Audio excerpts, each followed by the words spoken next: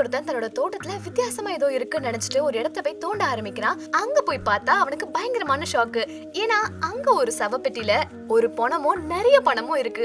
சரி, இது ஒரிஜினல் பணமான்னு சொல்லிட்டு ஒரு கட்டை மட்டும் எடுத்துட்டு போய் செக் பண்ணி பாக்குறான். இது உண்மைன்னு தெரிஞ்ச பிறகு அத்தனை பணத்தையும் தன்னோட வீட்டுக்குள்ள எடுத்துட்டு வந்து பத்திரமா வச்சுக்கிறான். அது மட்டும் இல்லாம இவ்ளோ பணத்தை கண்ணால பார்த்தனால யாரா வந்து இந்த பணத்தை எடுத்துட்டு போயிடுவாங்கன்னு சொல்லி இதுக்கு பயங்கரமான பாதுகாப்பு கொடுக்கறான். வீட சுத்தி சிசிடிவி கேமரா எல்லாம் பொருத்தி யாராவது இதை திருட வராங்களான்னு சொல்லி அவனுக்கு அதுவே ஒரு மனநோயாவே மாறிடுச்சு.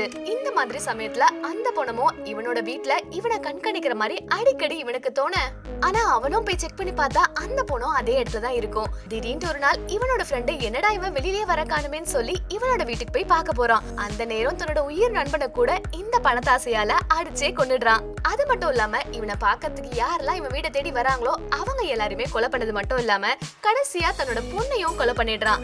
என்னடா இது நம்ம இந்த மாதிரி பண்ணிட்டோமே அப்படின்ற மாதிரி நினைக்கிறதுக்குள்ள அவ்வளோ பணத்தையும் கொண்டு போய் அதே சவப்பட்டியில வச்சது மட்டும் இல்லாம அதிலே போய் அவனும் படுத்து அங்கேயே இறந்துடுறான்.